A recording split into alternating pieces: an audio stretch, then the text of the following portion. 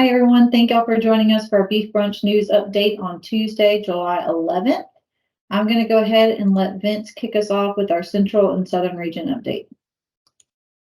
Well, thank y'all for having me this week. Since we visited 2 weeks ago, we've had a somewhat of a remarkable change from Alexandria south. We've been getting some rains as we were visiting before we started recording this. I've had rain on my place the last 6 days, and the forecast shows that we may get some more today. So that's been a huge benefit, not only to the cattle pastures and hay meadows that are already short, and we have I guess you could call it a lack of hay production because of droughty conditions since probably mid-May. We haven't had any rain to speak of from just south of Alexandria all the way to the coast. So it's been a real struggle and a real mental game for people that were scrambling for hay, and we're finally getting some showers. But excuse me, the long range forecast is that rain forecast is supposed to go away from us coming Wednesday, Thursday, Friday. It's supposed to get back into the high 90s or mid to high 90s, and that typical heat index that we're accustomed to in South Louisiana. So if you were not lucky enough to be under the rain showers, we still have some dry spots out there that it's critically dry. So hopefully everybody got what they needed moving forward, and got some forages growing to make some hay within the next month or two, and hopefully can get 2 cuttings out of it, because we definitely need it. There's people that will not get any hay made. So whoever can make hay will have no trouble marketing whatever overages they have. So with that being said, we're in the dog days of summer. Most cattlemen have their bulls pulled right now. Breeding season's done. I know we didn't have much of a market last week because of the 4th of July, but the indicators are that this week's market is going to be consistent with what it was before the holidays. So bulls that need to go to market, still a good time to do that. As bulls come up and get under the shade trees, and we need to amplify our fly management program, because we get into these hot dog days of summer, hot and dry. These bulls need to be as comfortable as they can, and flies certainly don't present a comfortable situation whenever the populations get high. So take the necessary measures to rotate those chemistries of insecticides to keep those bulls comfortable in a shady area with water close by. And it's with the market the way it is moving forward, in the futures market looking ahead, it's important we keep everything healthy, because we're going to have, it seems like we're going to have a very favorable market moving forward. To keep those good bulls healthy, and make sure that they are fertility, they're sound fertility wise. So moving forward, we get cows settled when we put them back out come December, January.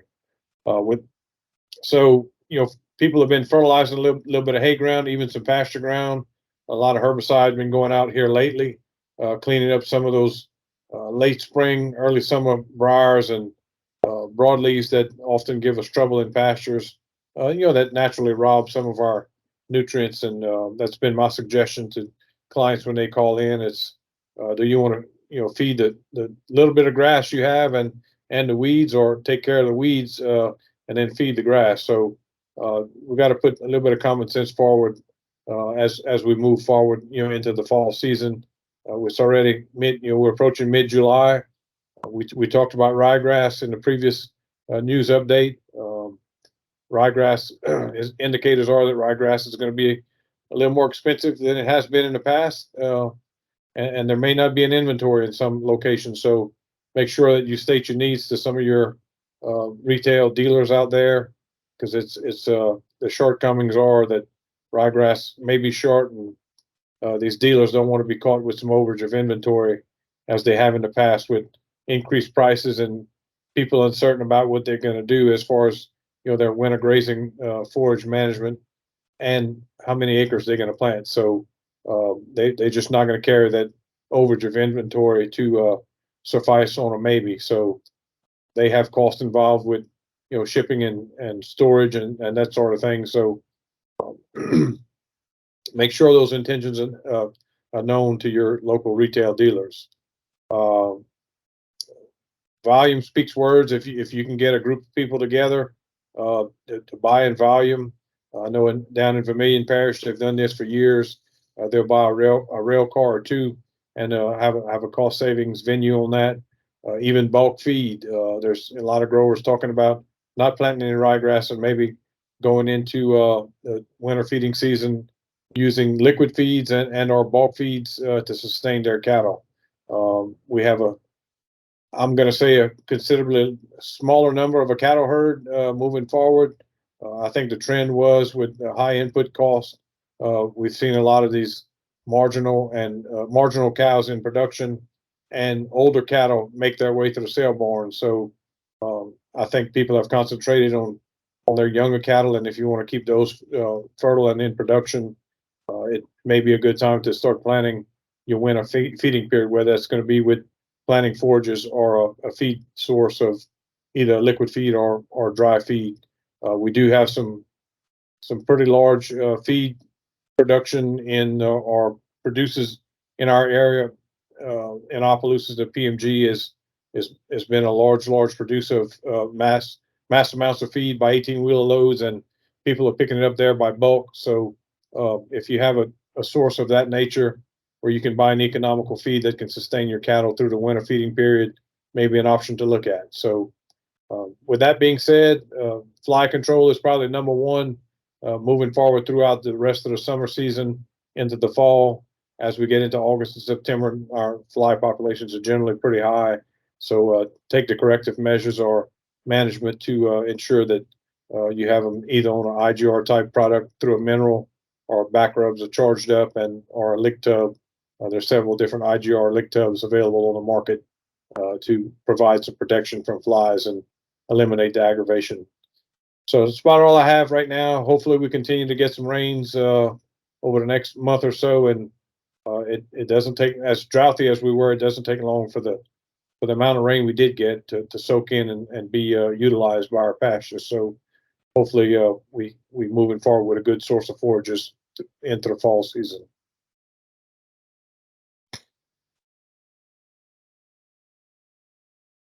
Thank you, sir.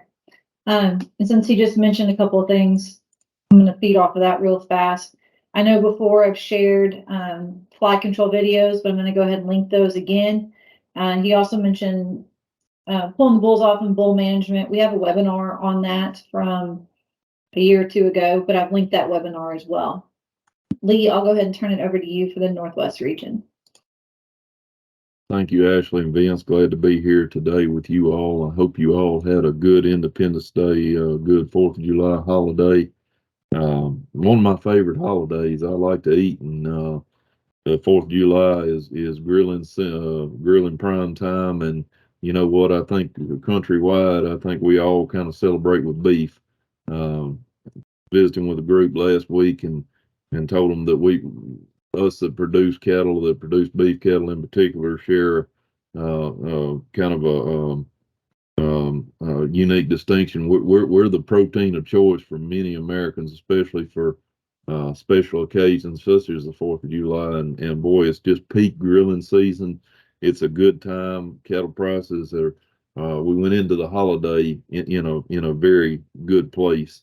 So I guess I'll go kind of out of order a little bit. I usually jump in and give you field conditions first and then markets, just like what Vince stated, and I'm sure Ashley will follow along with this.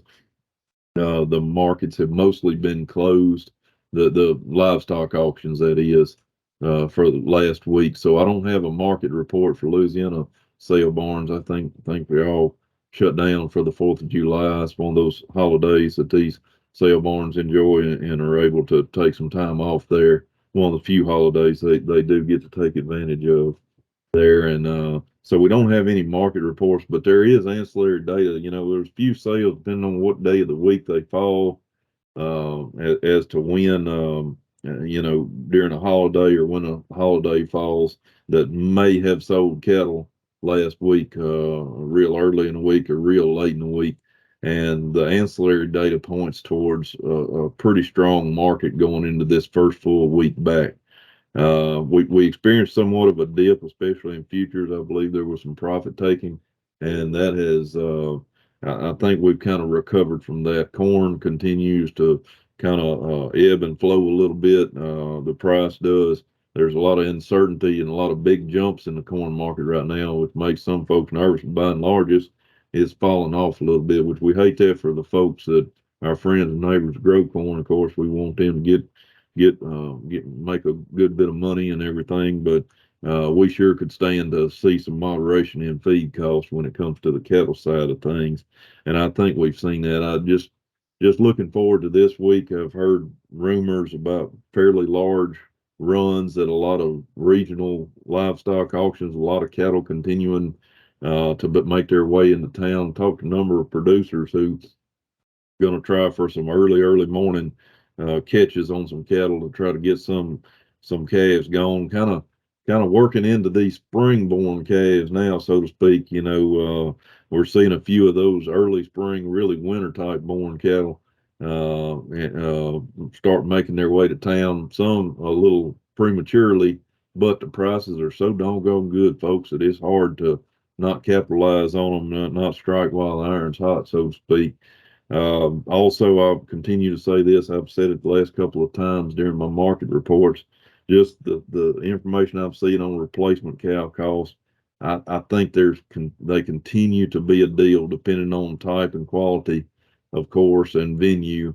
But I still think that there are some bargains to be had on the replacement cow market, folks. I think a couple years down the road, we're going to look back to this period and think, oh my goodness, I wish I'd have culled just a little bit harder. And wish I would have maybe traded some bulls out like what Vince was alluding to. These killing bull market is just red hot. Every sign points to it being red hot this upcoming week, and it's not going to stay that way forever, folks. We've kind of taken it for granted these killing cows and killing bulls are bringing this big money. Folks, you reach back in your memory not long ago, it hadn't been a year and a half, 2 years ago. You were selling some 40 cent, 50 cent killing cows back then, and so just as a reminder that it's not going to stay this way forever. Something I said during a presentation last week, I included a bullet point about don't forget about 2014 and 2015. Remember how good the cattle market was in 2014, and then kind of the first few months of 2015, and then it all went to heck in a handbasket towards the middle part of 2015. So don't forget that, folks. I need to keep a track of how many people told me they were going to sell out if prices ever got back to as high as they were in 2014. I need to start calling some folks to ask if they're still in business or not. I think most of them probably still are, but some of them have culled pretty hard, I think. But just don't forget those lessons, folks, when we're talking about these prices. The general market trend. If I had a graph in front of me that's showing the price on these calves, these weaning weight calves, the normal trend would start a falling off part. The market would start falling off from June and kind of stagnate as well into July before taking some precipitous drops starting in August. I don't know if we're going to experience that this year, folks. I just really don't. This market is so haywire and everybody is so short of cattle right now from the feedlots on down. Uh, it's going to be interesting to see what happens when the wheat grazers hit the market, whenever they jump in and start gathering cattle up and buying cattle in preparation for this upcoming wheat season and ryegrass season. It'll be interesting to see what it does to the price, especially these light cattle, which are already just through the roof expensive on these folks. So it's a great time to be in the cattle business and a great time to speculate a little bit on what's going to happen here. We like to see people making money, and most folks are making money right now. The one downside, of course, is the price of these inputs. I think Vince talked about inputs just about every time we've recorded one of these things. That's what separates 2014 from today, folks. Is it's just not as much money to be made from these record high prices as there was in 2014, but we'll still take it over a loss for sure. As far as weather conditions up in northwest Louisiana, but I'm going to extend it to northeast as well. Vince stated that he had gotten rain last 6-7 days, I believe, at his house. There've been plenty of opportunities for rain region wide, but it's been very, very spotty, and there's a lot of variation between sometimes towns or even between neighbors. You can have somebody on one road, one side of the road get an inch and a half out of a pop-up thunderstorm, and the neighbor not get anything. I think some people might shoot me if they heard me say it, but I think most everybody has gotten something over the last 6, 7 days, last week or so in our corner of the world. I think everybody's gotten something, but boy, there's a wide variation. You know, some folks have gotten 5, 6 inches of rain. Others may have gotten 2, 3 tenths of an inch of rain, but they'll take anything. Every drop's appreciated this time of year. Looks like we're going to experience some rain chances today and tomorrow before it kind of falls off a little bit. And after tomorrow, we're going to go into a drying period, so to speak. But the pastures look, by and large, pretty good. You can tell who's been getting the upper amounts of the rain, that's for sure. But even the folks that have gotten very little as far as rainfall goes, their pastures generally look pretty good. Folks are trying to make some hay. These hay yields still suffering. You know, people that have gotten a pretty good bit of rain, and they're of course making a little more hay than everybody else. But by and large, I think we're kind of getting behind the 8 ball a little bit. If we'll keep getting some little rains, I think we'll be able to drag ourselves over the finish line. But boy, we're in a droughty time of year. You know, a time whenever rainfall can be hard. You can't buy one to save your life, and a lot of times in July and August in our corner of the world. But you know, if we keep up getting a little bit of rain, maybe we'll be able to salvage something of this hay year and avoid going into the feeding season at a deficit. Um, I'm hesitant to even bring up the army worm topic, but I guess I will touch on it a little bit. I haven't heard of anybody with any widespread outbreaks. Now that doesn't mean that there's not any army worms anywhere in North Louisiana. I'm sure there are, but they haven't been a problem as of yet. But if they're going to show themselves, it'll be in the next week or so with these conditions and this lush vegetative growth amongst these pastures and hay fields. I think if there ever was a time, like Vince was talking about, a lot of folks fertilizing hay fields and some pastures, boy, it's prime time for them. Better keep on guard, kind of brush up on that, be ready to go. Don't let them surprise you now, especially as hard fought as this grass and hay have been to get. Um, a lot of folks shipping cattle right now. I may have mentioned that earlier on when I started ranting and raving, but there's a lot of cattle being shipped right now that have been sold either by video auction or through traditional means, and a lot of delivery going on cattle like that. Talked to a couple of producers, in fact, in the last day or two that have got some delivery schedule coming up this week, and sure looking forward to getting that check in the bank as well. I'm going to wrap up by stating that last Friday we were able to attend. Ashley and I were able to attend the DeSoto Cattlemen's Field Day there in Mansfield. The Branch Ranch were hosts of that event. Boy, there's some good people there, and they provided a good venue, provided some cattle. One of the topics we talked about was replacement heifers and selecting replacement heifers, and they drew up a set of heifers that I'll be doggone you couldn't sort.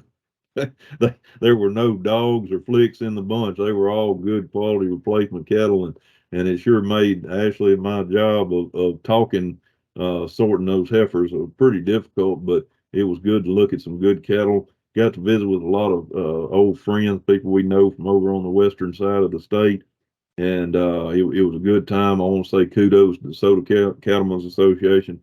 Joshua Sally is the county agent over there. He helped organize the event. It was a really good turnout and really good event. And with that, I'm going to turn it back over to you, Ashley. Go ahead, Vince. I saw you raise your hand. Yeah, I just wanted to mention too, Lee brought up the fact about army worms. We are starting to see a few cases of Bermuda stem maggots. So that's going to be something to watch for. And Rodney Johnson and I, the other livestock agent in the central region, we worked a case this past week, and there's really nothing to do for them. other than a timely spraying 5 to 7 days after taking or cutting a hay off as a preventative in case the moths fly back in. So there's no real way to know and indicate when the moths have come back in and laid eggs. So it's a real challenging deal. And looking at some of the extension publications that are out there, they say larger fields in a more open area are more susceptible to Bermuda stem maggots. It's about the amount of sunlight, moonlight that's available, through the nighttime hours, the amount of light that's present that usually draws them in. Likewise for the armyworms, it's the green, lush plant material that they're attracted to. So just got to keep an eye out for that. And as soon as they recognize if the hay's got enough volume to it, if there's enough there, mowing it off and baling it is the only curative really for it. And possibly making that application of an insecticide following that hay cutting, maybe 5 days or 8 days after baling. So just wanted to throw that out there. Thank you. Hopefully both of y'all have just done prevention and no jinxing in there, because I know everybody's probably knocking on wood that, that those don't come, but I feel like they're inevitable. I think the guys touched on just about everything that I had. I'm going to emphasize, because both of them have mentioned it and said it, but now's the time to plan ahead for the winter months. Go ahead and start doing that. Start thinking about what your cattle are going to need. Vince mentioned the ryegrass seed. Both the guys have mentioned hay. I've had a couple people talk to me about hay too. If you think you might need to purchase some, start making phone calls in case we are short on hay this year. I had at least one custom baler tell me that they probably weren't going to be able to meet all the needs for the people that had called them. So pick up the phone and start making those phone calls and start planning on all of those things. For the markets, Vince and Lee both touched on the cattle and the fact that it was a holiday week last week. I do have some feed stuff that I'll run through. So again, the holidays kind of messed us up just a little bit but the week ending June 30th, so 2 weeks ago, those prices, and I'm comparing everything to June 23rd. Soybean meal was up $8.50 at $451.70 a ton. Soybean hulls were steady at $125 a ton. Rice bran was steady at $200 a ton. Cottonseed meal was steady at $362.50 a ton. Whole cottonseed was steady at $240 a ton. This past week, so the week ending July 7th, I'm comparing it to 2 weeks ago, again comparing to June 23rd. Corn gluten feed meal, the 60% was steady at $640 a ton. DDGs were down $17.50 at $212.50 a ton. And corn, again, we're still reporting the new crop, was down 65 cents at $4.78 a bushel. Regarding events, the closest one coming to us is, we've mentioned it before, but the Louisiana Cattlemen's Association has their health summit that's going to be on campus there in Baton Rouge. I've got that linked there so you can look at the agenda and do the registration. Go ahead and mark on your calendars, save the dates for a couple of upcoming Beef and Forage field days. So on Thursday, September 14th, will be our Beef and Forage field day at the Dean Lee Research Station and Extension Center in Alexandria. Registration will begin around 2 p.m. We have not finalized that yet, but that's the time we've done in the past. So it'll be an afternoon and evening there. And then the Northeast Region Beef and Forage Field Day will be Thursday, September 21st. That is a morning event and concludes with lunch. The times and location for that is going to be announced later. As mentioned earlier, I do have linked a bull management webinar, and I have a fly control videos linked as well. I think that's everything for y'all today. Guys, are y'all good? Okay. All right. We will be back with y'all in just a couple of weeks.